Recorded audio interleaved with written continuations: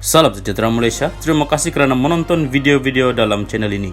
Sebelum kita mula, jangan lupa untuk tekan tombol subscribe, share, like, dan komen. Let's go! Salam sejahtera. Berita seterusnya, Rosmah dilihat sebagai isteri PM yang garang, boleh pengaruhi PM.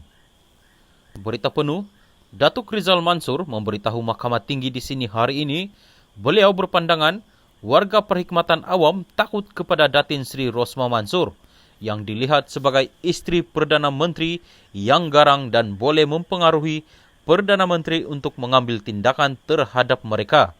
Bekas pegawai khas Rosmah itu berkata, beliau berpandangan sedemikian berdasarkan pengalamannya bekerja bersama warga perkhidmatan awam sejak dilantik secara kontrak pada tahun 2009. Dalam pandangan warga perkhidmatan awam, Datin Sri Rosmah berkebolehan untuk mempengaruhi Perdana Menteri untuk memindahkan pegawai-pegawai kerajaan yang menantang atau mengingkari permintaan beliau. Kejawatan yang kurang penting atau dalam istilah biasa dalam kalangan penjawat awam iaitu jawatan peti sejuk atau dipindahkan jauh dari tempat bermastautin. Selain itu, saya juga mendapati Datin Sri Rosmah mempunyai pengaruh yang besar di dalam jentera pentadbiran kerajaan apabila agensi-agensi dan pegawai-pegawai kerajaan sentiasa berasa keberatan untuk menolak kehendak dan permintaan bahagian FLOM, First Lady of Malaysia dan Datin Sri Rosmah.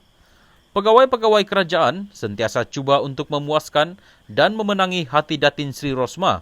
Segala permintaan dan kehendak Datin Sri Rosmah akan diusahakan sedaya upaya oleh mereka sehingga berjaya, katanya ketika membacakan penyataan saksi pada pemeriksaan utama oleh Timbalan Pendakwa Raya Ahmad Akram Gharib.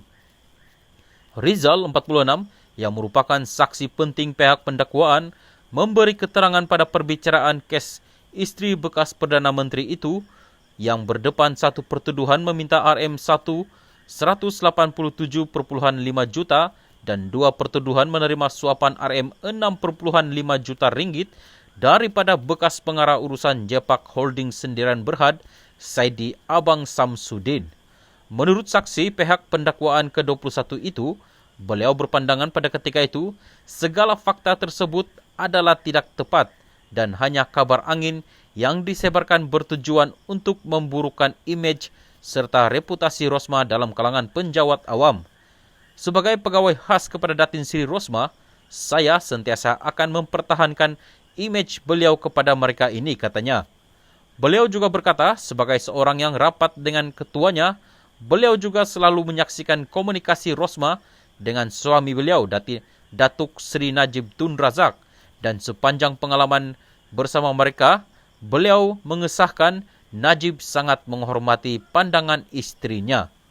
Terdahulu, Rizal berkata pada 1 Mei 2009 sehingga Mei 2018, beliau bertugas di bahagian FLOM yang ditubuhkan selepas Najib mengangkat sumpah sebagai Perdana Menteri Malaysia ke-6 pada awal April 2009 dan bahagian itu yang kemudian ditukarkan namanya kepada bahagian khas secara rasmi ditugaskan untuk menguruskan aktiviti-aktiviti harian rasmi dan tidak rasmi Rosmah.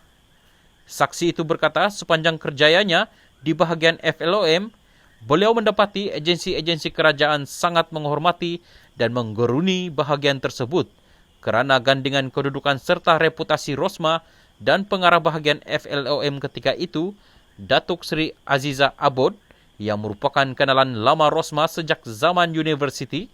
Selain segala permintaan daripada bahagian itu akan dilaksanakan oleh agensi-agensi kerajaan dengan cepat dan secara responsif tanpa dibebani kerana birokrasi. Menurut Rizal, pada 2012 beliau telah menubuhkan pasukan cyber trooper atas arahan Rosmah yang ditugaskan untuk memantau kandungan media sosial yang kritikal atau memberi persepsi negatif terhadap Rosmah selain perlu menangkis dan memberi penjelasan ke atas setiap fitnah, tumahan dan tuduhan terhadap Rosmah kepada orang ramai. Pasukan Cyber Troopers ini beroperasi dengan dana yang diberikan oleh Datin Sri Rosmah sendiri, di mana beliau memberikan kepada saya wang tunai Rp100.000 setiap bulan untuk membiayai pasukan tersebut.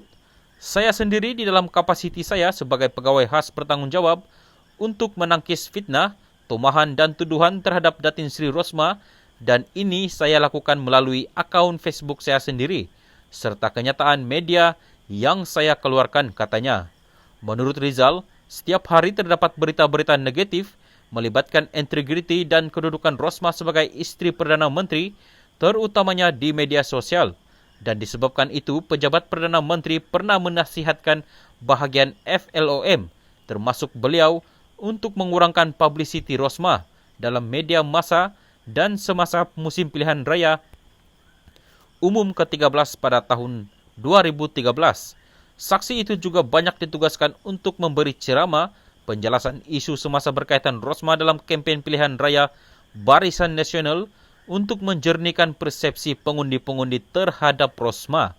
Saksi itu juga berkata, hubungan beliau dan Rosmah yang semakin akrab menyebabkan istri bekas Perdana Menteri itu mula mempercayainya dengan tugas-tugas lebih sulit dan lebih pribadi.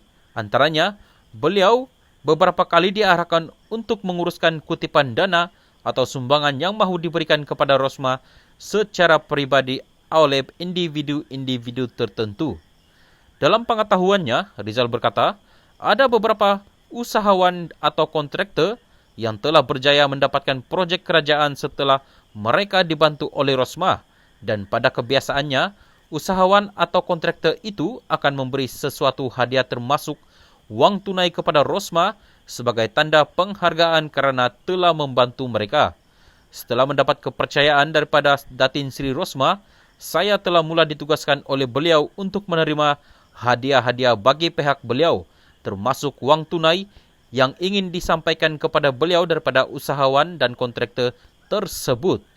Oleh kerana pemberian ini kesemuanya adalah atas dasar sumbangan politik, saya tidak pernah menganggap ia akan menjadi satu kesalahan untuk saya menerimanya bagi pihak beliau, katanya.